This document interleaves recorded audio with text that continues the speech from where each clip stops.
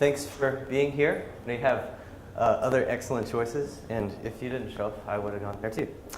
I'm going to present some material that's based on a couple of papers that I've worked on over the last few years. One that came out there in the footnote, they're listed in the footnote there. One that came out last year in Philosophia, and one that's forthcoming in Res Philosophica.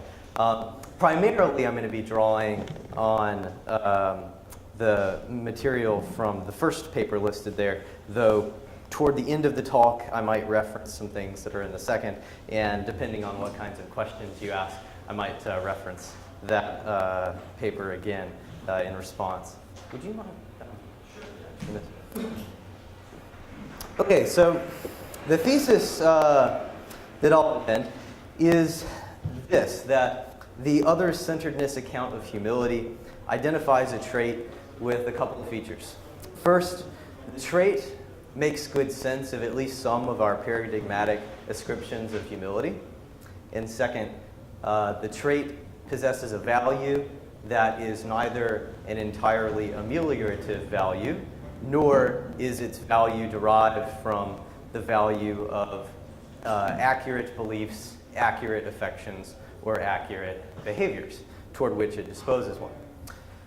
I'll also claim that every other account of humility in the literature identifies a trait that has only an ameliorative value, or a trait that has a value that is derived from the value of having accurate beliefs, accurate affections, or accurate behaviors. So if all of that's true, then what I will have done is I've identified a trait that makes good sense of at least some of our paradigmatic ascriptions of humility, and also argued that that trait has a unique value amongst other traits that are candidates for making good sense of some humility ascriptions in the literature. So the thought is that perhaps this trait could make a unique contribution to a well-lived life, even in conjunction with others that people are talking about at this conference. So I'll start by saying a little more about the other-centeredness account of humility. And that proposes that humility is a disposition to promote the goods of others rather than one's own goods, when the values of these goods are either equal or incommensurable. To give you a kind of illustration of this trait in action, you might imagine that you are forced to make a decision between working on your own philosophical writing project and helping a friend work on hers. You're not able to devote the same attention to both at the same time. You have to make a decision. And you recognize that the value of your project is equal to the value of your friends, or incommensurable with the value of your friends. Humility, as I'm describing it here, would dispose you toward promoting your friend's philosophical writing project rather than your own. And that's a kind of way of being centered on others rather than centered on yourself.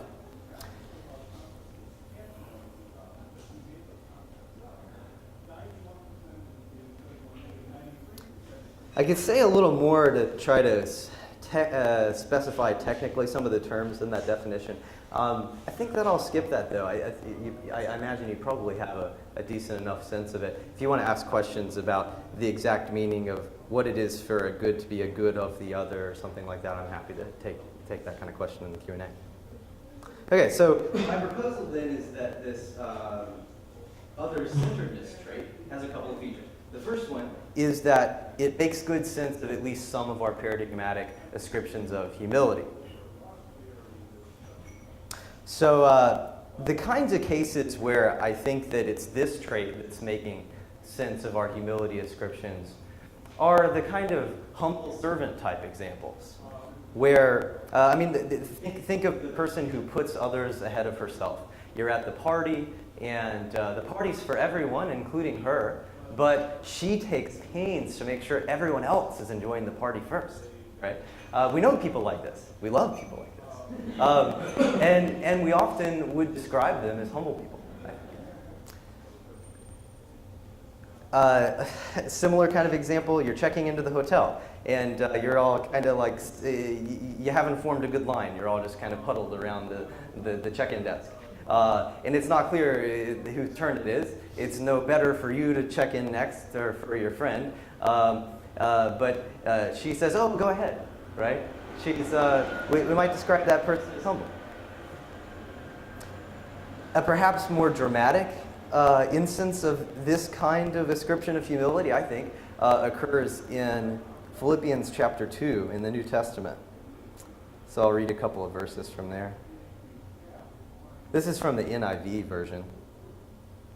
It says, do nothing out of selfish ambition or vain conceit. Rather, in humility, value others above yourselves, not looking to your own interests, but each of you to the interests of others. And the passage actually goes on to I think, say that it's this attitude that in part explained the motivation for the incarnation of Christ. Okay. So you might wonder, well, suppose I'm willing to buy your claim that this other-centeredness trait makes good sense of those ascriptions of humility. Why should that matter if it makes good sense of just those? There's lots of other ascriptions of humility. Here, what I would do is I would talk about a couple of different approaches to studying virtues. In the Philosophia paper, actually, this topic occupies a good deal of my attention in that paper. I won't talk about it as much in this presentation, but so basically, I contrast what I see as some different approaches to studying accounts of virtuous traits. And those are, on the one hand, what I call the counter-example-based assessment of accounts of virtuous traits, and on the other hand, the value-based assessment of accounts of virtuous traits. Okay, scroll down.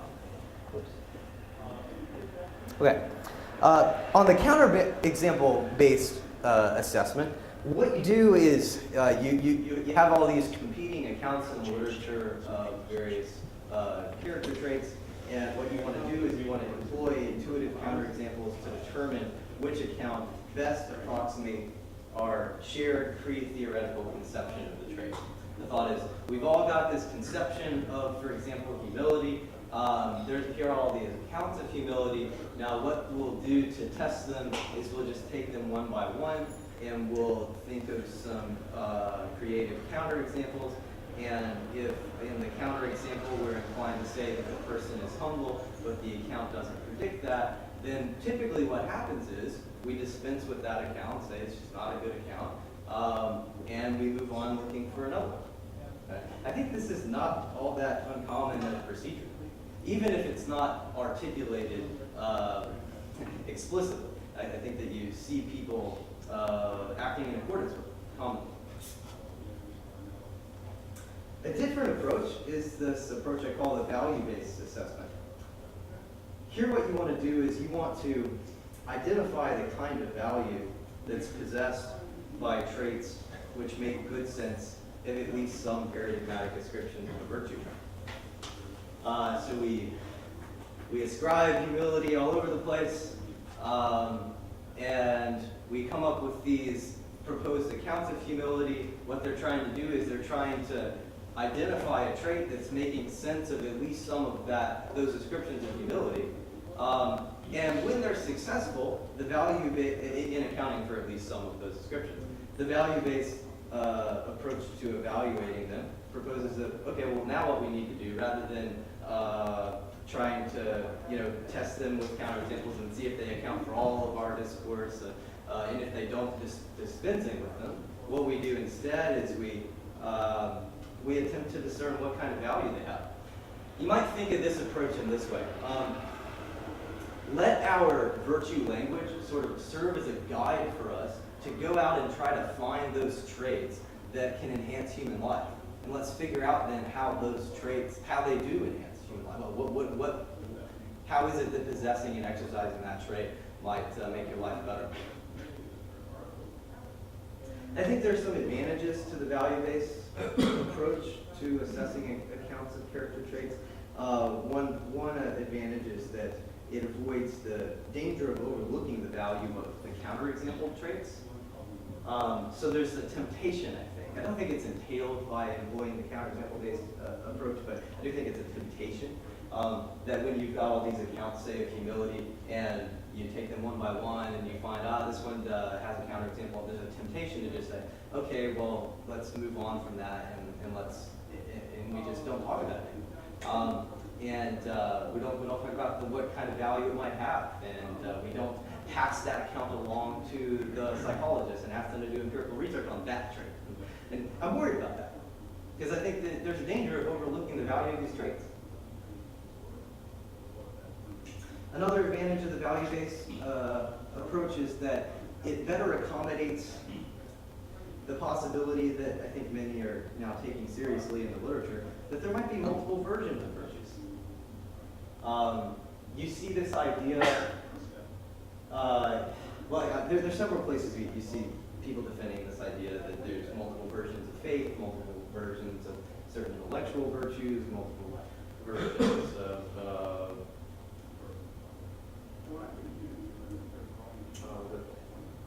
multiple versions, I guess, just various virtues, right? And the value-based assessment doesn't assume at the outset that that's not correct, whereas the counter-example-based approach does appear to assume that we've got the shared pre-theoretical conception, and the aim is to get a trait that best approximates that. Okay. So I've said a little bit about what this other-centeredness trait is, and tried to argue that it makes good sense of at least some of our paradigmatic descriptions of humility, and I try to say why that would be important. The second thing I want to say about the trait is that it possesses a value that is unique amongst other candidate traits for making sense of at least some of our humility descriptions. It possesses a value that's neither entirely ameliorative nor derived from its being instrumental to us having accurate beliefs, desires, or affections concerning our own features or the features of others. I think all the other accounts of humility, they identify traits that are valuable in those other ways. They identify traits that have a value that is entirely ameliorative, or they identify traits that the value of the trait is derived from that trait's promoting accurate beliefs, desires, or behaviors directed at one's own features or the features of others. So I've got a chart here. This is no doubt now an incomplete chart. I think it was.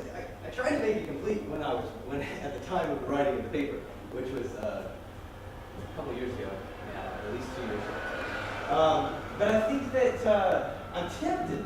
You can correct me, but I'm tempted to think that they may still be representative. So in the literature on humility, you often find what are sometimes called self-directed accounts of humility, where this disposition is concerned with features of the agent. And accounts propose that the humble person takes certain attitudes or is effectively oriented or is behaviorally oriented toward those features of herself in a certain way. Or you also sometimes get others-directed accounts where the humble person is disposed to believe, feel, and act in certain ways toward features of others. I won't go through all these. There's a lot here, but just to maybe give a couple of illustrative examples of accounts that have the kinds of values that I've labeled here. Owen Flanagan's view, he proposes what he actually calls it a non-overestimation account, but if it's going to be significantly different from the underestimation account, you might motivate the idea of an accurate estimation account of humility, that what it is to be humble is to accurately to have accurate beliefs about your features. Maybe they're your good features, maybe they're your bad features, but you have accurate beliefs. That seems to be a valuable trait to have. And the value that it has appears to be a value derived from its tendency to promote your having accurate beliefs. Right? So that's an example of a trait that has a value where the value is derived from accuracy. And then a trait with ameliorative value. Julia Driver's underestimation account, a tendency to underestimate one's features. There it seems like you might think, well, that trait, it's not, you might think it's not good in itself to underestimate the value of your features, but there might be a kind of instrumental value to this. It might make it less likely that you'll brag about your features, and so less likely to prompt jealousy in others, right? And that may very well, possessing that trait may very well have a value in our lives together. But I propose that the value that it has is based on the fact that well, we're the sort of people that get jealous. Its value is based on our living in a community of people with faults, right? And if we were in a community of people that didn't have faults, then the tendency to underestimate your features wouldn't have a value. So that's why I propose it's merely ameliorative. It's valuable simply because it helps persons in a community of faultful persons overcome those faults.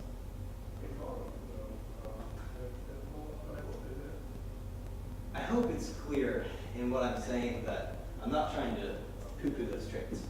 So I want to say that they do have value. Consistently with the value-based approach to assessing accounts of these character traits, let's figure out what value they have. And I also want to propose that there may be conceptual space and motivation for identifying another version of humility that has a different value. And that's kind of what I'm up to here. So last bit that I'll say is to try to argue that other-centeredness has a value that's distinct from those kinds of values, that it's a value that's neither entirely ameliorative, nor is it a value that's derived from accuracy. So first I propose that other-centeredness it doesn't have a merely ameliorative value. It can be possessed and exercised in a community of faultless persons and contribute to their value, to contribute to their lives. I suppose in part to defend that I have to say something about why it's valuable. So maybe wait just a moment. I say something about that at the end. The proposal is just going to be that the value that it has is not one that's dependent upon the persons in the community having faults.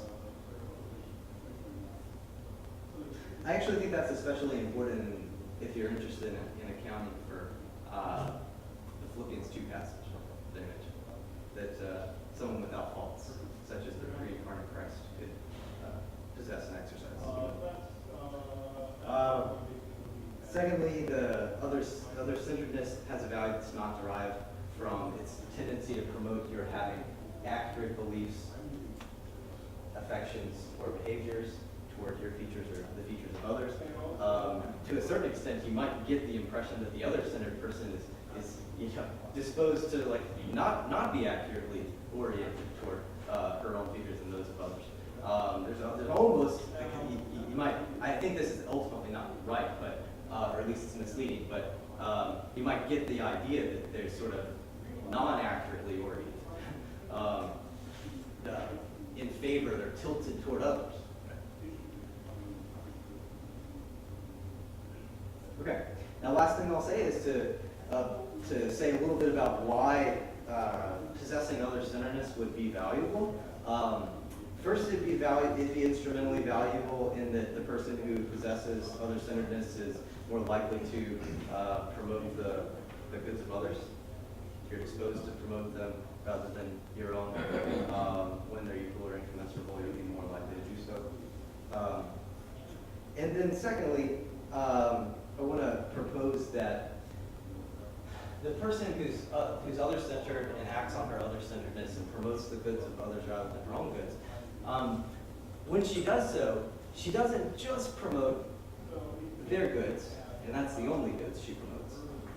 She also promotes union with those others, and that's an additional value. So if you promote, so to use the example sort of in the beginning, you work on your own philosophical writing project, that doesn't require you uniting with the other.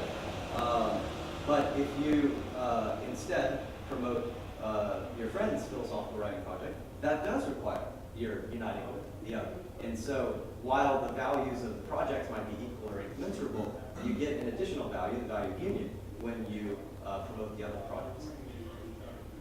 I think I'll stop there.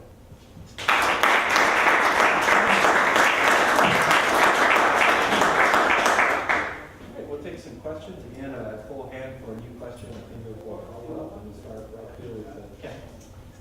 Thanks, Ryan. That was really interesting.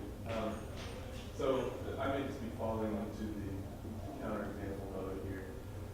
But I wonder what you would say if to something like this. Well, I think that other-centered service is an effect of humility. But it's not humility because it seems possible that one can be in service to others in a way that is proud. And it may be that in the Philippians passage, for instance, when the author says to serve others in humility, he is really adding something. It's really possible to be other-centered and serve others in a way that is prideful. Yeah, great. Thanks for that question. Yeah, I think that's probably right. In terms of, I think this is right. I think it's right that one could possess the disposition as I've described it on the handout, and not, one can promote the goods of others rather than one's own under these conditions and not do so one way. I think that's probably right. My tendency is to think that, well, what's needed then is to be a little more careful about the statement of the trait and perhaps add something about, that the person isn't promoting the goods of the others rather than their own goods for some kind of nefarious motivation. That she's doing it because of her concern for the other. So something like that. I'm thinking if I can, add that, I might be a little more careful about that in the paper than I was in the presentation. That might help with that concern. Yeah, so thank you very much. That was a really good talk. So I also kind of want to talk a little bit about the methodological proposal that you're making here. So this idea of differentiating between the counterexample method and the value-based method. And I'm wondering, I'm sort of wrestling and trying to make sense of it, because it doesn't necessarily seem like the methods are all that distinct from one another, right? So you're still considering cases, and what it seems like you're promoting is the idea that we should pay attention to values that make the sense of most of our sort of intuitive attributions, and maybe just downplay the significance of a single counterexample. So it's not like there's really like a methodological distinction so much as there is that maybe like we're overemphasizing the significance of a single, the single bullet sort of view that like a single counterexample is devastating or something. Am I getting the sort of proposal right? Yeah, I do think that when you sort of press on CBA and press on VBA, you can easily get them to come much closer together than perhaps the way that I made them seem. And I think you're on the right track about a way to do that. So, part of what I said in the presentation was that even if the CBA isn't explicitly articulated, it seems to be followed in certain, by certain people. I think if you sort of prompt them to reflect on it, they might say, well, in addition to using these counterexamples, there are other things going into what I'm up to here. I'm also thinking about sort of general theoretical constraints and so on. And those things I think will be shared between CBA and VBA. And I guess, you're kind of right that like what I'm pointing out here is I'm focusing on the difference. And primarily the difference is with the use of the counterexamples. Thanks, yeah, thank you. I was wondering if you could help me understand the bit of your condition where you say the values of these goods are equal or incommensurable, why you wanted to have it like that rather than allow that somebody who promoted the greater good of another for cost to themselves wouldn't be helpful. I mean, I could sort of, I could think of cases where, like cases of civility or excessive deference where you wouldn't want that, but I wasn't clear that all of the cases that we might describe as involving race would be cases of that. So I wonder if you could help me understand why you went with that. Yeah, the reason that I went with that is that I'm thinking that if your tendency is to promote the goods of the others rather than your own, and their goods are more valuable than yours, then that's not a way of being other-centered. It's what you're doing is I mean, it's not a way. It's not the case that you're preferring the other's good because it's the others, right? Whereas I think on this view you are like that their good's just as good as mine, but it's theirs. that's kind of what I'm trying to capture. Okay, Yeah, good question. Scott? Thanks, Ryan. Appreciate the paper. I think the trait you're describing is really valuable, but I guess I'm wondering why you want to call it humility and not something like love or benevolence or something to that effect.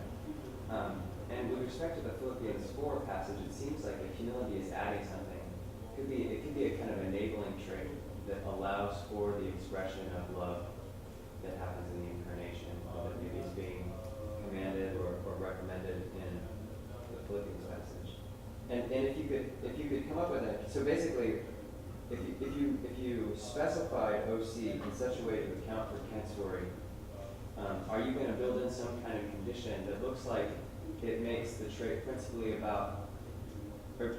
trait of enabling the acting for the good of others? And if it's enabling that, it might enable some of the other things that the other accounts are trying to get at. It might enable some kind of accurate estimation of oneself, or it might protect against certain kinds of false estimations of oneself, and so on. So I guess that's a comment really rather than a question, and kind of request for more.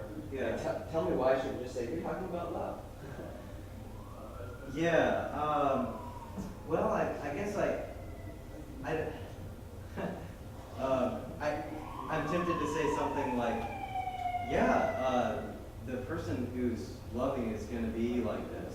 I'm tempted to say something that sounds kind of, I don't know, you help me. It sounds kind of optimistic about how love is the form of the virtues. And so, like, love is the form of humility, something like that. I'm tempted to say something along those lines. We can still, distinguish the two, but there's that very close relation between them. I was interested in your idea about whether other-centeredness might involve some of the valuable features that the others have in terms of like accurate self-estimation. And I'm thinking, you know what, maybe it does, because I mean, you might think that, well, to spell this out correctly, you need to say something about, maybe you need to say something about accurately estimating your goods and accurately estimating the goods of the other. So that's getting you a little closer to some of what you get in the other accounts. Yep. Just a question about the ameliorative Yeah. part. So your account is not ameliorative because it doesn't require there to be people with faults. Yeah. But I wonder if it's ameliorative in this other sense, that it seems to require a forced choice between your goods and my goods. That is, Okay. if I don't have to choose, I can promote both. So it still seems like we're talking about scarce resources or scarce distribution of goods or something. Yeah. I mean, I guess I was. That's a good question about in virtue of what the forced choice arises. I mean, it is just like a logical thing. I guess maybe not. Maybe it's some kind of causal limitation. Hotel case, right? You can't both go on the front desk. Yeah. I mean, is that metaphysical? There is some kind of. So one way to press on me is to say, like, some of these other accounts, it's not so much that they're focused on faults, maybe they're focused on limitations, and limitations need to be faults. But then if I say that that's sort of what makes it ameliorative, then maybe this points, you know, pushes me in the direction of saying there is something ameliorative going on here. We've got these metaphysical, logical limits, yeah. Yeah, well, I think that's okay, right? You might just have one sort of amelioration, but now you're pointing to a different. Yeah, So yeah. now you're going to amelioration.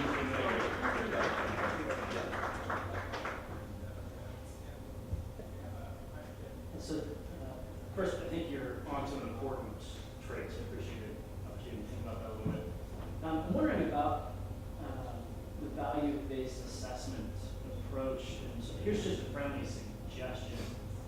I'm wondering if that approach might benefit not just from trying to account for paradigmatic cases of where we want to ascribe a virtue, but also paradigmatic cases where we want to ascribe the opposing vices to agents. So Yeah. that might help dial in on it. Yeah. Would be more resilient to counterexamples. I know that's not part of the approach, but Yeah. if you can keep the counterexamples based folks happy, also good. Yeah. Yeah, sure. I just accept the friendly suggestion. Okay. Thanks for the talk. One thing it occurs to me as people are making these points that, I mean, here's suggestions, see what you think about it. Maybe you could present this as, I think the way Nathan just put it was really helpful. You've identified a trait that's really important and really good. Let's call it humility, right? So it doesn't have to be like you're giving these competing things or something, you're like, hey, this is just what I'm going to call it. But your point is, I want to explain this and express it and like draw attention to it so it can be on our radar or something. So this is a kind of way of suggestion of saying we don't have to get into the game of like who gets to call what or something. So that's one thought I had. Another thought I had, and this is totally just kind of speculative question because I deal with this when I'm trying to think about what a virtue is and stuff like that. Do you think it's possible? I don't have my hand up. Maybe could you go back to the first one? I don't know if it would help me anyway, but is it possible? Is there some problem here with like? Is it a kind of trait that not everybody can exercise well? I'm thinking of the kind of the Aristotelian point about how, you know, how there's this line which I always kind of read as a kind of joke. I'm sure that's not how it's meant, but like the noble person lets the other person do the noble deed, thereby really getting what is noblest for himself. and it's kind of like, he kind of turns it around on us. And I kind of had that sense when we were talking about what this is. So I wonder, is there a kind of puzzle here where can everyone be humble, or are there situations where one person gets to win? Yeah. And if so, is that a problem for this understanding of humility, maybe? Yeah, that's great. So we do talk about this. I say we. The Race Philosophical article is with my wife, and we talk about this puzzle in that paper about, you know, well, can everyone be humble? This is what we say about it. We say that, well, remember, this is just a disposition. It's a tendency to promote the goods of the other rather than your own, sort of other things being equal. And so if you're in a community of people like that, the tendency can be overridden, you know. So you don't have to run into these situations where it's, you know, oh, you go, oh, you go, oh, you, and then no one ever does it. I think we call it the problem of paralysis. That you know, well, this is just a tendency. You can overcome that tendency. It's one virtue among others, you know. Maybe prudence, you know, plays a role there. Yeah. And just to follow up really quickly too, I think another dimension of the puzzle too is like, here's just an intuition of mine, a general intuition of mine about traits. We don't want something to be a virtue if it's not possible for us all to have it or something like that, you know what I mean? So I think there's the practical problem of just, if everybody tries to do this, we won't be able to move. But I think there's also a kind of actual problem of the question of like, can we attribute that virtue to everyone? And whatever you say about humility, it does seem to me, maybe you share this idea that it shouldn't be the case that not everybody in the room can have it or can express it. Like it's not fair that if I let somebody else go up to, if I let somebody else let me go up to the desk, but I'm falling short in terms of virtue. You know what I mean? So I think that would be if the account was committed to saying that, then I think that would be a problem for the account. I don't necessarily think it is committed to saying that. Yeah, that's interesting. I mean, yeah, that's maybe a little bit. That might be a little bit different way of expressing the worry than what we consider. I think that we just consider, can everyone possess it? But I don't know that we consider, can everyone simultaneously exercise it? And I think that I have like a temptation about something to say about that, but it's much more speculative than stuff that we've said. I was thinking that yeah. So if you're at the desk checking in, perhaps the person who says you go, they display their humility by promoting the good of your going. And you display your humility by allowing them to promote the good of your going, because that's good for them too, right? I wonder if something like that can work out. That's kind of speculative, though. Any other questions?